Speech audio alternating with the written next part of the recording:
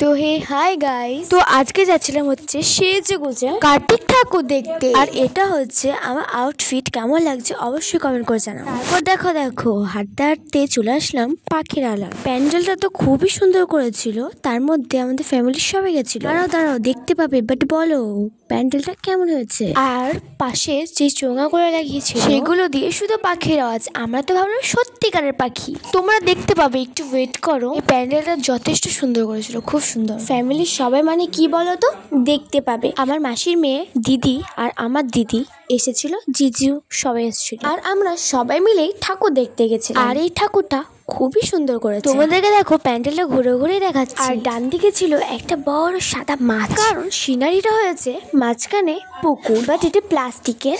দেখো খুবই সুন্দর লাগছে। আর তারপর দেখো তোমাদেরকে দেখাচ্ছি, আর এদিকে আমার দিদি ফটো তুলছিল। আর সামনে ছিল হচ্ছে আমার রুবিদি, মানে কাকির মেয়ে আর তার মেয়ের ছেলে। দেখো ওকে আমি ভালোবেসে ডাকি পুজোসোনা।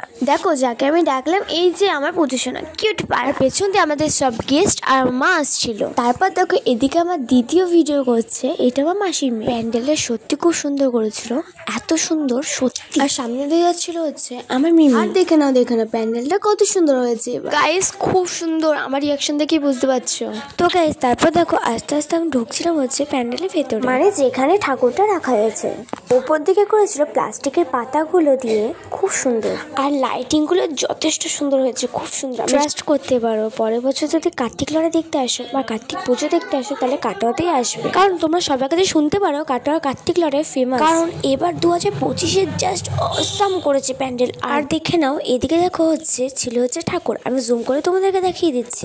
আর এদিকে আমার পুজোসোনা আর রুবিদি পুরো সামনাসামনি দাঁড়িয়েছিল। আর দেখো ঠাকুরটা সত্যি খুব সুন্দর করেছে। আর তারপর দেখো এদিকটা আমরা বেরিয়ে যাচ্ছিলাম হচ্ছে প্যান্ডেল থেকে। আর আমার খুবই লজ্জা লাগছিল ভিডিও করতে, বাট তাও করতে তো হবেই। বাট তারপর দেখো ওদিক দিয়ে বেরিয়ে আমি দেখে নিচ্ছিলাম আমার মুখটা কেমন লাগছে। তো চলো তোমাদেরকে বলেই দিই আমরা কে কে গেছিলাম।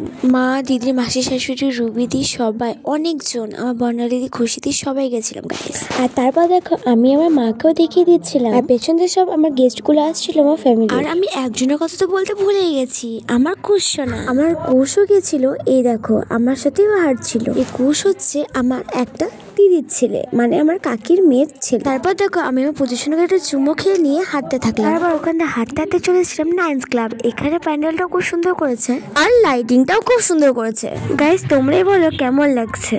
এখানে প্রতিবার সুপারির ঠাকুর করা হয়, তো দেখে নাও কেমন লাগে। ও তারপর দেখো এদিকে অনেক লোক ছিল। আমি ভিড় থেকে গিয়ে ঠাকুরটা তোমাদেরকে শেষ পর্যন্ত দেখিয়েই দিলাম। আর তারপর দেখো আমি আমার নিজের মুখটা দেখাতে গিয়ে লজ্জায় হেসে ফেলেছি, কারণ সামনে দিয়ে অনেক লোকই আমাকে দেখে হাসছিল। যেমন হাসিটা কাজ, তেমন আমার ভিডিও করা কাজ।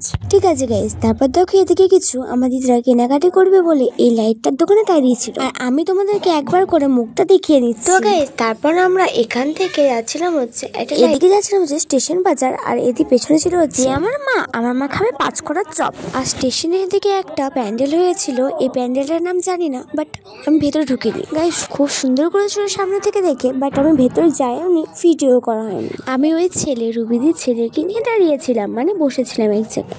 এই দেখো পুজোসোনা আমার কোলেই ছিল, তোমরা দেখতে পাবে। আর আমরা ভিড় থেকে ঠেলাঠেলি করে দেখো পুজোসোনাকে আমি জোরসে হাইসা করে বেরিয়ে গেলাম। আর তারপর দেখো এদিকে আমি বারবারই প্যান্ডেলটা দেখাচ্ছিলাম, কারণ আমার খুব সুন্দর লেগেছে। আমার একটাই আফসোস, আমি ভেতরে যেতে পারিনি। আর আমার মা আর রুবিদির দিকে খাচ্ছিল হচ্ছে 5 করার চপ। আমার খেতে ভালো লাগে না, তাই আমি খাইনি। আর ওরা সময় ভিড় থেকে বেরিয়ে দেখা যাচ্ছে যে বর্ণালীদিরা হারিয়ে গেছে। সবাই টেনশন করছিল, বাট আমি দিদিকে বললাম দিদি একবার হাই করে দে। এটা হচ্ছে আমার জানের টুকরো দিদি, হাই করে দিল নিচের দিদি। আর তারপর দেখো পুজোসোনা কিভাবে শুয়ে আছে। তারপর আমার মুখটা হালকা করে দেখিয়ে দিলাম। আমি ভিডিও করছিলাম বলে উঠে পড়লো। তারপর আমার নিজের রাগ লাগতে শুরু করলো যে কোথায় গেল।